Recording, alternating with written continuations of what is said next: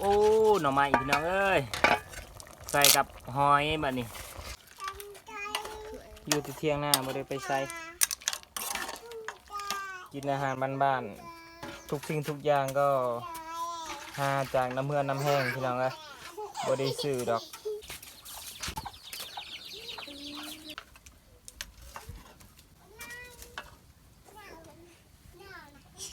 ไปพี่น้องไปเบิ่ง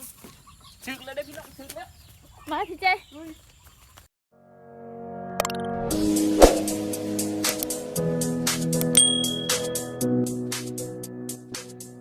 ถ่ายสบายดีพอมีพี่น้องสบายดียามแรงตอนนี้ก็5 โมงปลายเดี๋ยวมื้ออื่นเช้าก็สิไปยามใส่เบ็ดกบน้ำพี่น้องมุ่งว่า5 ลัง 6 ลังนี่อากาศอันนี้ก็จะเป็นภูโฮงพี่น้องภูมืดๆอยู่พี่น้องคือฝนสิตกนี่โอ้แมกอันนั้นภูโฮงแมกอันนั้นเลยลงเต็มเลย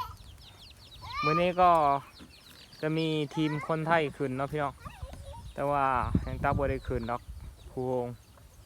มีแต่ทีมเขาเองขึ้นภูแต่ว่าโซนนี้ยังบ่ได้ไปได้โซนนี้พี่น้องเอ้ยภูโฮงโซนนี้ยังบ่ได้ไปจักเทื่อไปแต่โซนนี่โซนน้ำตกภูโฮง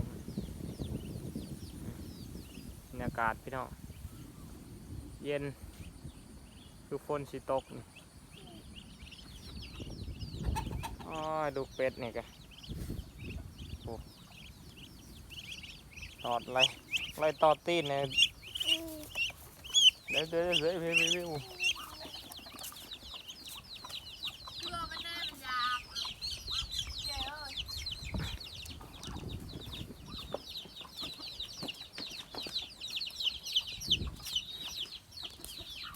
นี่ครับหอย2 3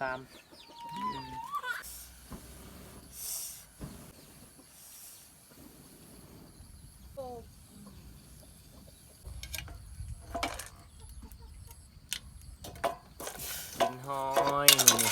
ดื้อหอยหน่อยมือนี่กินเบิดซองหอยแล้วมือนี่นะไปพี่น้องไปเบิ่งถึกแล้วได้พี่น้องถึกแล้วมาพี่เจเห็นบ่พี่น้องมันห้องได้ยินบ่พี่น้องมันห้องแล้วได้เดี๋ยวสีเสือก่อนหากันแล้วอันนะใส่เบ็ดปะแล้วล่ะก็ไปอาบน้ำเนาะพี่น้องประมาณ4 โมงปลายนี่แหละค่อยใส่แล้วไปเบิ่งอันนี้ก็5 โมงปลายสิเข้า6 โมงแล้วพี่น้องปะนี่มันห้องอยู่ได้ค่อยว่าสิมายามเบิ่งตอนเช้าแต่ว่างูครบนะ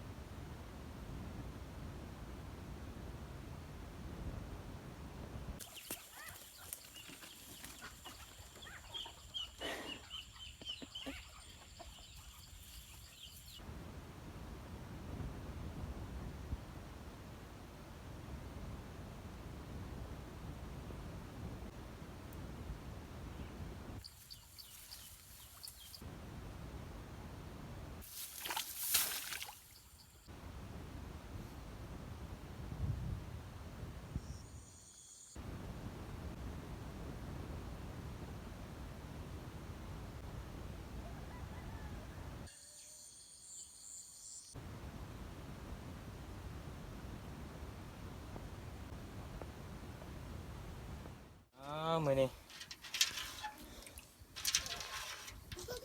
กินหน่อไม้เลยมื้อนี้ได้อาหารดีพี่น้องเอ้ยผู้สาวบ้านนอกเฮ็ดให้กินเงียบเบิ่ง1 2 3แหม สาวเรือถ่ายตื่นถ่ายกัน เฮ้ยโอ้หน่อไม้พี่น้องเอ้ยใส่กับหอยแบบนี้กินหอยคือเก่า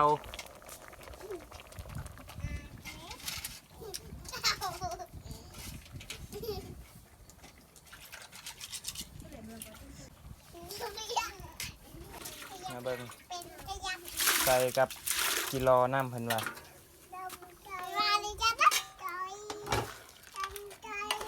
อยู่ที่เที่ยงหน้าบ่ได้ไปไสกินอาหารบ้านๆทุกสิ่งทุกอย่างก็หาจากน้ำเมือน้ำแห้งพี่น้องเอ้ยบ่ได้ซื้อดอกเพราะว่าบ่มีเงินซื้อช่วงนี้บ่มีเงินจักดีด